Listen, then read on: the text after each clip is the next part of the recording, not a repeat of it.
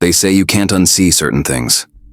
I learned that truth at my own homecoming party, surrounded by yellow ribbons and American flags, watching my wife kiss another man in our garage. 8 months in Helmand Province, and I came home to this. I'm Jake Matthews, 38 years old, Marine Corps Infantry. I'd spent the last deployment leading patrols through poppy fields and coordinating with village elders, always carrying a photo of Sarah in my plate carrier. We'd been married 9 years. She was my high school sweetheart, the woman who waded through 2 previous deployments, the person I trusted most in this world. The party was my sister Karen's idea. She decorated our backyard in Oceanside, California, with banners and balloons. My parents drove down from Sacramento. Sarah's family came too, along with half the neighborhood and guys from my old unit. Everyone wanted to celebrate the Marine coming home safe. I arrived 3 hours early. The flight from Kabul had been delayed. Then we'd sat on the tarmac in Germany for mechanical issues. I'd texted Sarah, but she hadn't responded. I figured she was busy with party preparations, so I grabbed an Uber from base. The house looked perfect. Karen had outdone herself. I could hear music playing in the backyard, smell burgers on the grill. I walked through the side gate quietly, wanting to surprise everyone. That's when I saw them through the garage window.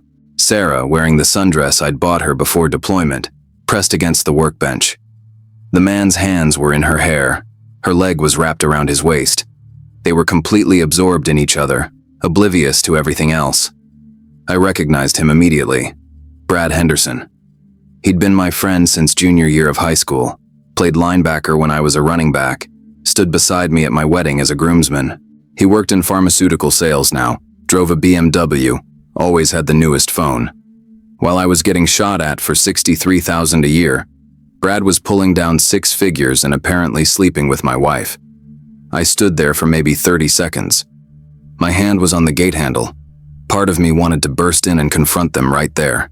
The Marine in me calculated responses, angles, the quickest way to end this threat. But another part of me, the part that had learned patience in firefights and ambushes, told me to wait, to think, to gather intelligence before acting. I backed away silently, military training taking over. I walked to the coffee shop 2 blocks away and sat in a corner booth, my mind working through everything I thought I knew about my life. How long had this been going on? Who else knew? Was this why Sarah's texts had become shorter during deployment, her video calls less frequent? I pulled out my phone and scrolled through our message history. The signs had been there. I'd just been too focused on surviving to see them. Her enthusiasm had faded around month 4. She'd stopped asking when I was coming home. Her I love you messages became love you, then just heart emojis, then nothing at all. My coffee got cold as I sat there. Through the window, I watched families walk by, couples holding hands, kids chasing dogs. Normal American life, the thing we told ourselves we were protecting overseas. It all looked different now, like a movie set where nothing was quite real. An hour passed, then another. My phone buzzed with texts from Karen asking where I was, saying people were arriving, asking if I was okay. I didn't respond. I just sat there, feeling the weight of my service rifle that wasn't there anymore, the body armor I no longer wore, wondering what I'd really been fighting for all this time. Finally, I stood up. I'd made my decision. I would go to that party. I would smile and shake hands and let people thank me for my service. I would watch Sarah and Brad and gather every piece of information I could. Because if 8 months in a war zone had taught me anything, it was this. The best operations are the ones your enemy never sees coming. I walked back to my house where yellow ribbons fluttered in the California breeze, and my wife waited to welcome home a husband she'd already betrayed. The party was exactly what you'd expect. My mother cried when she saw me. My father gripped my hand hard enough to hurt, his eyes wet. Karen hugged me and whispered, "Thank God you're safe." Friends from high school surrounded me, asking about combat, about Afghanistan, treating me like some kind of hero. Sarah played her part perfectly. She ran to me across the lawn, threw her arms around my neck, kissed me like she meant it. Her eyes were dry, I noticed. No tears of relief or joy, just a performance for the audience. "I'm so glad you're home," she said, loud enough for everyone to hear. Up close, I could smell Brad's cologne on her skin. Different from mine. Expensive. Brad showed up 20 minutes later, coming through the front door like he belonged there. He shook my hand, called me brother, thanked me for my service. His grip was firm, confident. His eyes met mine without hesitation. He was good at this, I realized. Probably had been lying to people for years in his sales job.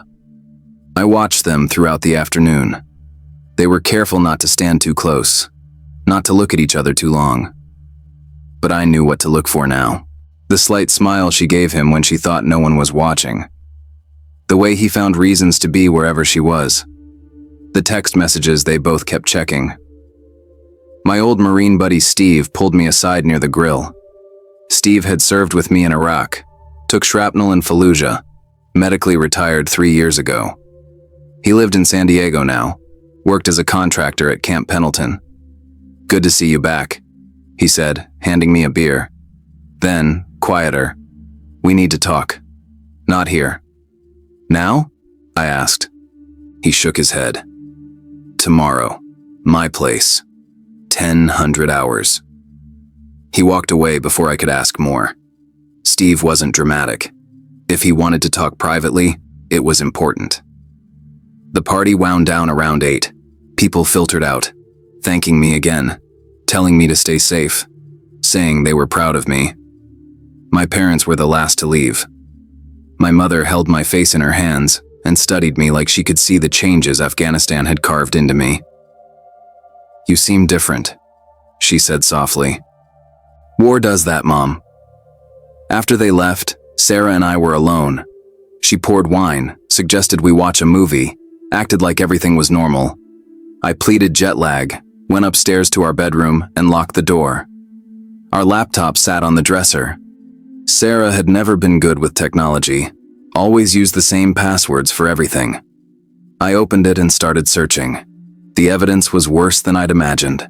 Facebook messages between her and Brad going back 6 months. They'd been careful not to say anything explicit, but the tone was clear. Pet names. Inside jokes. Plans to meet when he's away. I found her email next. Hotel receipts. Charges at restaurants I'd never been to. A subscription to a dating app I'd never heard of. My wife hadn't just cheated with Brad.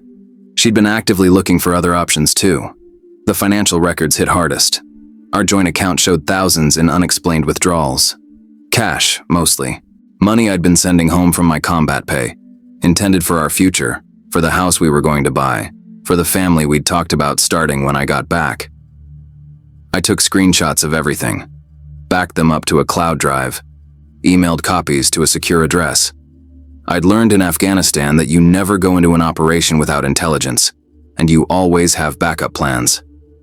Around midnight, I heard Sarah's footsteps on the stairs. She tried the bedroom door, found it locked. "Jake? Are you okay?" "Just tired," I called back. "Jet lag's hitting hard. I'll sleep in here tonight." A pause. "Okay. I love you." I didn't respond. After a moment, I heard her walk away. I lay on our bed in the dark, still wearing my uniform. Through the window, I could see the neighbor's house, their porch light glowing.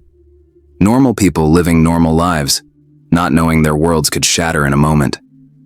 The next morning, I drove to Steve's apartment in my old F-150. The truck had 200,000 miles on it, rust spots on the fenders, but it had been waiting in my parents' garage since my last deployment. It still ran. Steve opened the door before I could knock. His apartment was sparse, clean, military precise. He poured coffee and gestured to the couch. "I didn't want to say anything at the party," he started. "But I've seen things. At the gym, at the commissary, your wife and Brad. They've been together for months, man. I'm sorry." "I know," I said. "Saw them yesterday before the party." Steve's jaw tightened. "What are you going to do?" "I don't know yet. Gather facts, make a plan, execute it properly." He nodded slowly. Steve understood operational thinking. "You need anything, I'm here. Legal help, a place to stay, whatever. You didn't serve this country just to come home to this." We talked for 2 hours. He'd noticed things I'd missed, patterns I couldn't have seen from Afghanistan. Brad's car parked at my house during duty hours, Sarah at restaurants with other men.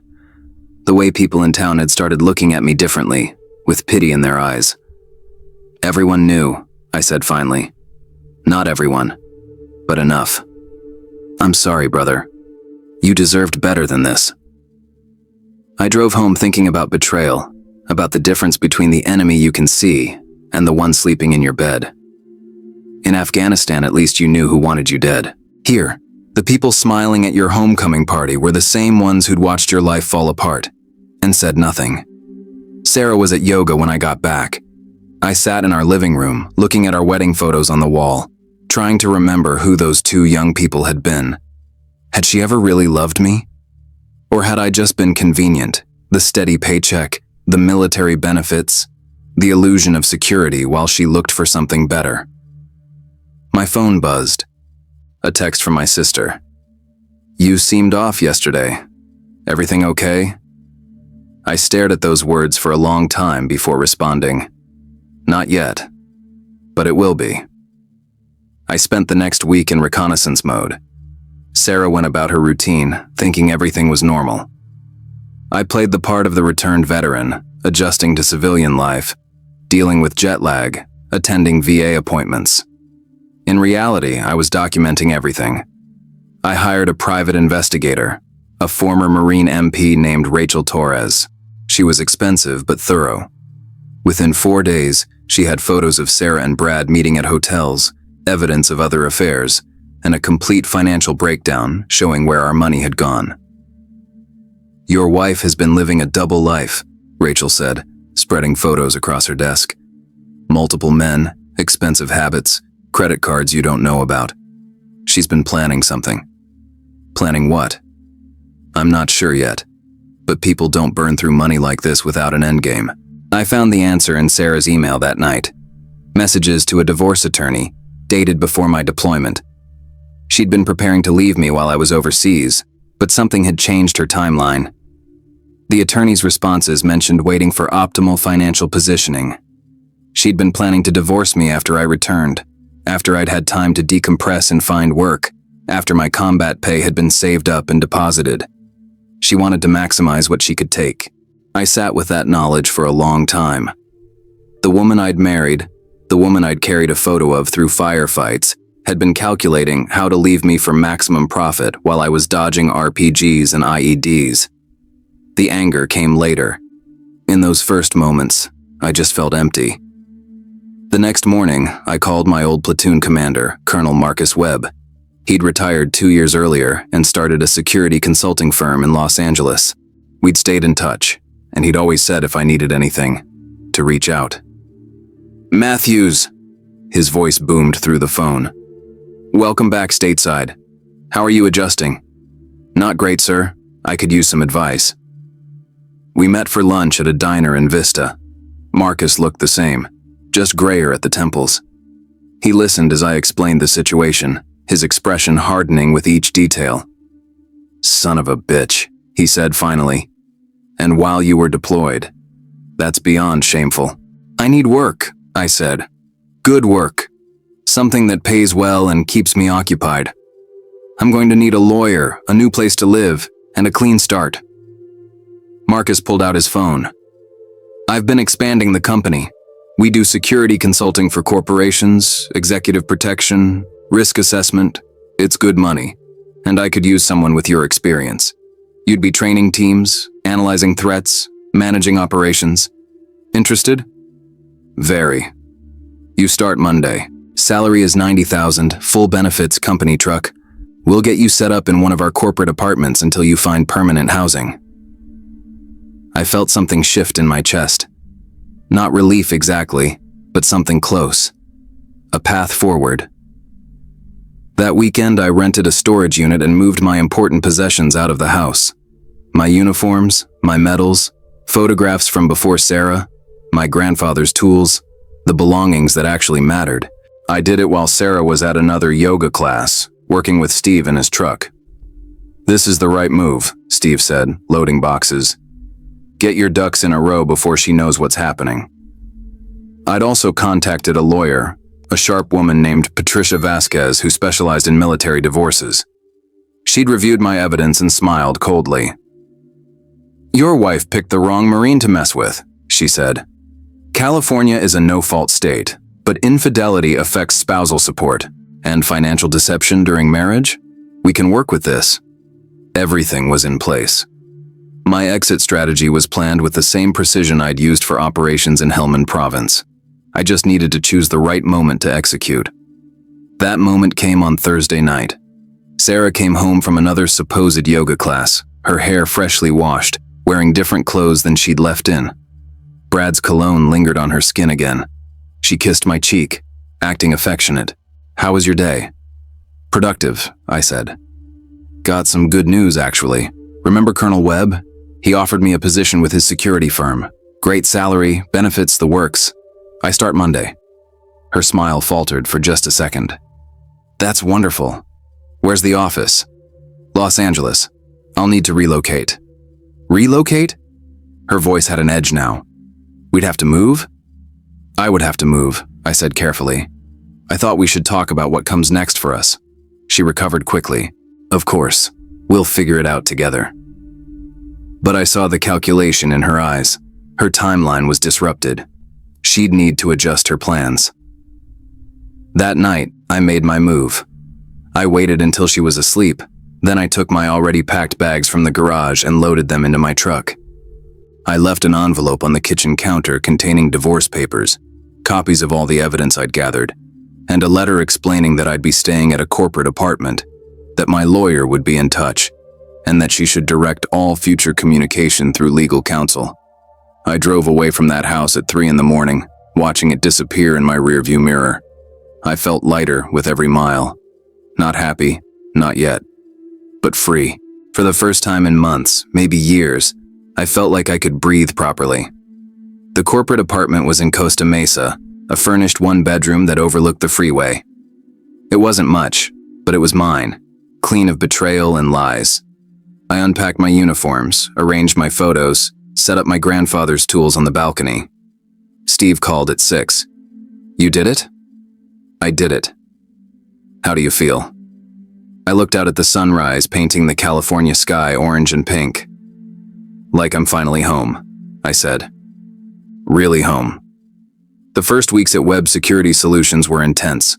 Marcus threw me into everything: client meetings, security assessments, team training.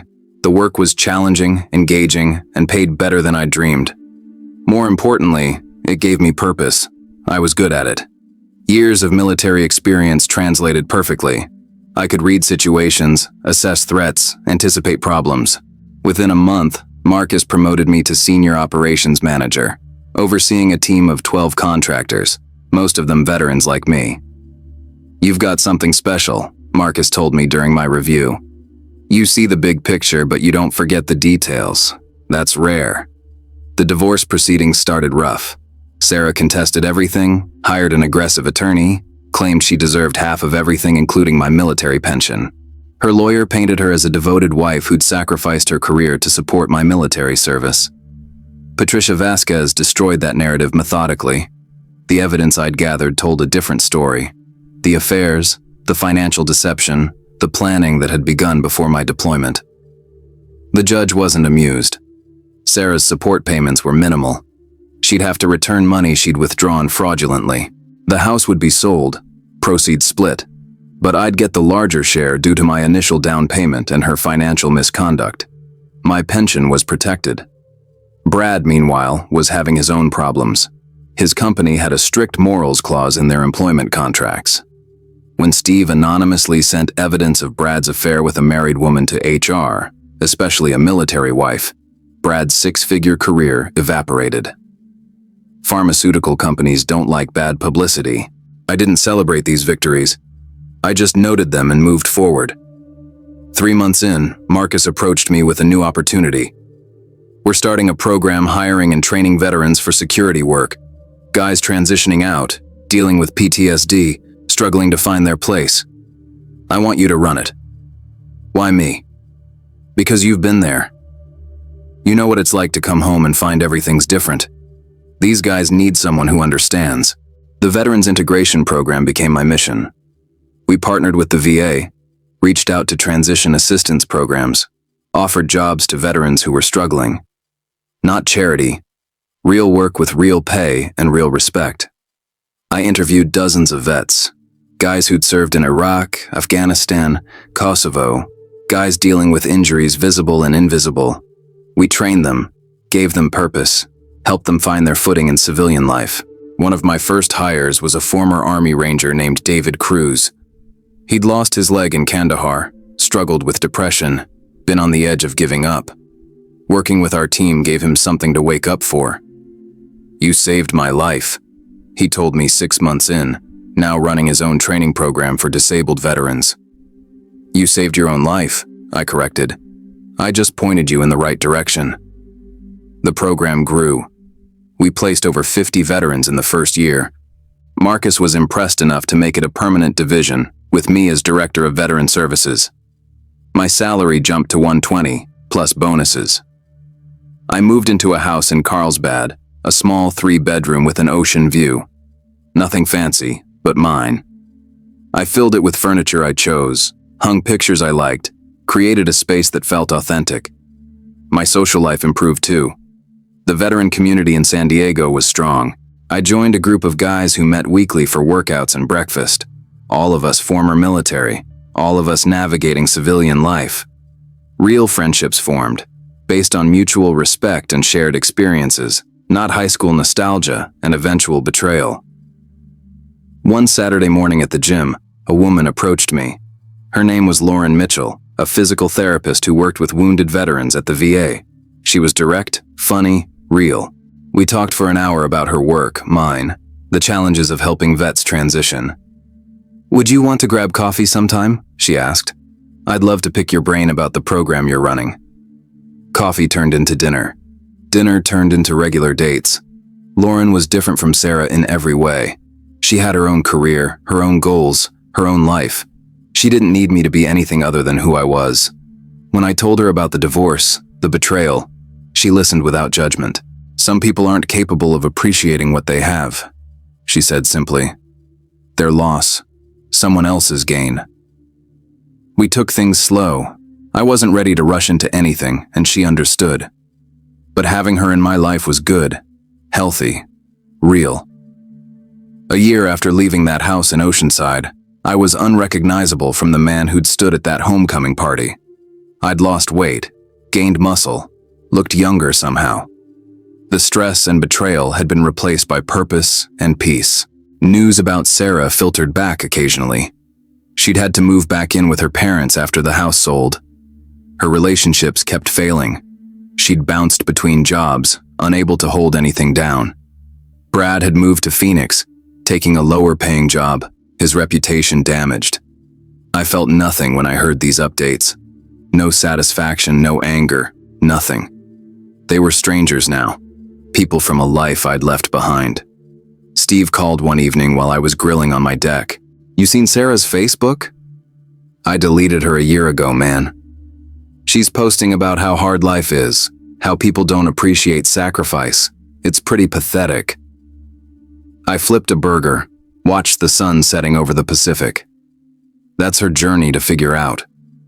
"You don't care at all?" "I care about the 50 veterans we placed in jobs this year. I care about David Cruz running marathons on his prosthetic. I care about the team I'm building and the life I'm living. Sarah's choices are her own." Steve laughed. "You've changed, brother. In a good way. Afghanistan changed me. The betrayal changed me. But I changed me too. I decided what kind of man I wanted to be." After we hung up, I sat on my deck watching the waves roll in, feeling genuinely content. The life I was building wasn't the one I'd planned, but it was better. More honest, more meaningful. My phone buzzed. Lauren asking if I wanted company for dinner. I smiled and texted back yes. This was victory. Not destruction of my enemies, not dramatic revenge. Just a good life, built with integrity, surrounded by real people who valued what mattered. Everything else was just noise.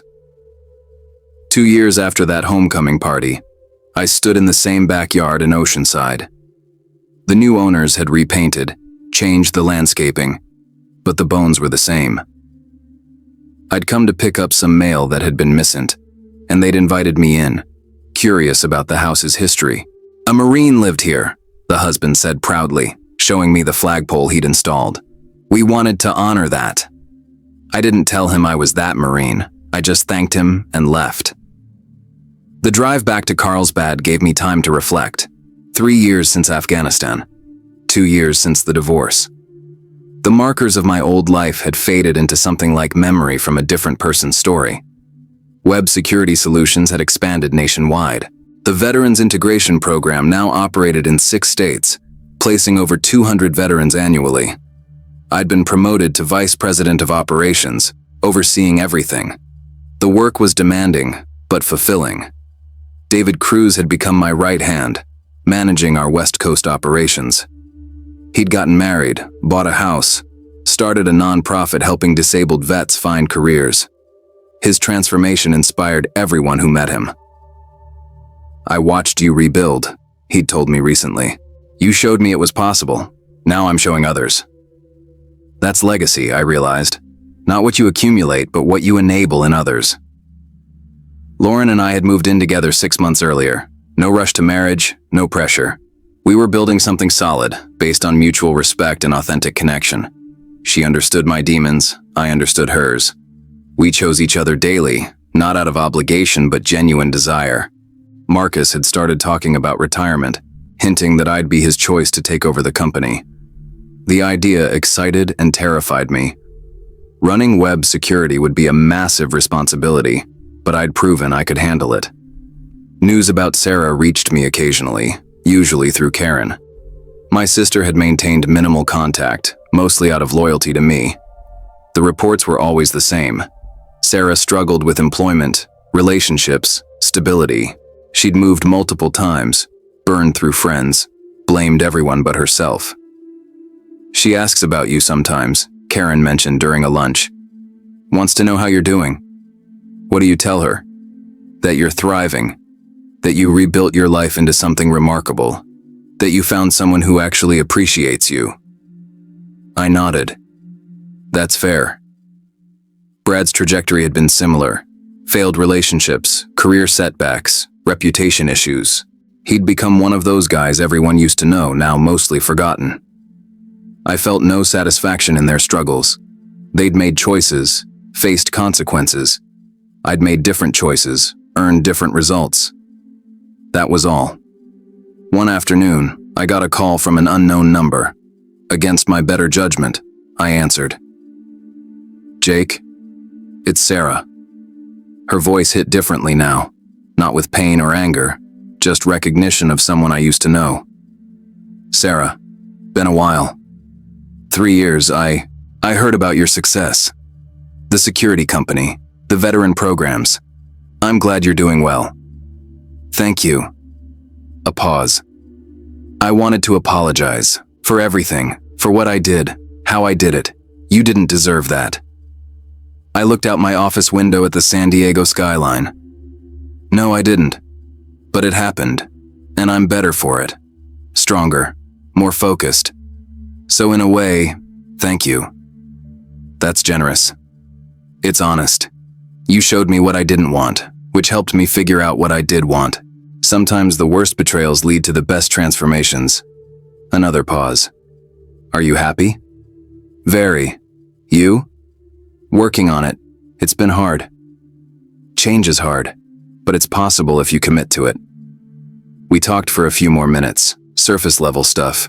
She told me she was in therapy, trying to understand her choices. I wished her well and meant it. When we hung up, I felt closure I hadn't known I needed.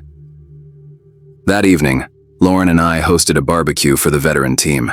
20 guys and their families filled our backyard, kids running around, music playing, laughter everywhere.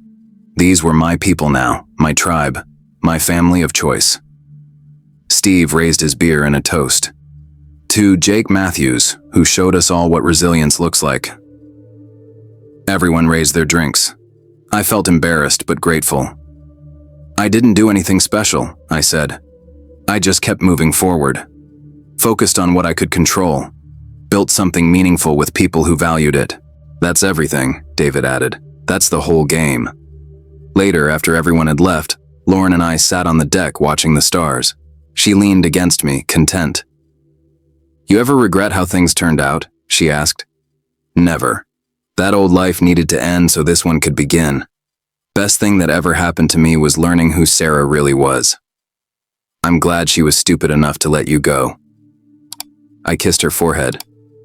Me too. My phone buzzed with an email from Marcus. Subject line, official offer. He was retiring in 6 months, wanted me to take over as CEO. The salary was substantial, the equity package generous. It was everything I'd worked toward. I showed Lauren the email. She smiled. You going to accept? What do you think? I think you've earned it. I think you'll do amazing things with that company. I think you'll help even more veterans find their path. Then yes, I'll accept. We sat in comfortable silence, the ocean breeze cool against our skin. Somewhere out there, Sarah was figuring out her life. Brad was dealing with his consequences. They were distant memories now, characters from a story I'd moved beyond. What mattered was here. The home I'd built, the company I'd helped grow, the veterans I'd helped transition, the woman beside me who chose me every day, the legacy I was creating through action and integrity. In Afghanistan, I'd learned that survival isn't enough. You have to have something worth surviving for. Coming home to betrayal had taught me what that something was. Authentic connection, meaningful work, a life built on real values instead of comfortable lies. I'd been tested in combat. I'd been tested by betrayal. I'd passed both tests by refusing to become bitter, by focusing on building instead of destroying, by choosing growth over vengeance. 3 years ago, I'd stood in a garage watching my world collapse. Tonight, I sat on my deck with a woman I loved, leading a company I believed in, helping veterans find their purpose. That's not just survival, that's victory. The quiet kind, the lasting kind, the kind that actually matters. And I wouldn't change a single moment of the journey that brought me here. If this story resonated with you, hit that like button. What was the biggest lesson you took from Jake's journey? His strategic patience, his focus on building instead of destroying, or his ability to find purpose in helping others? Drop your thoughts in the comments below.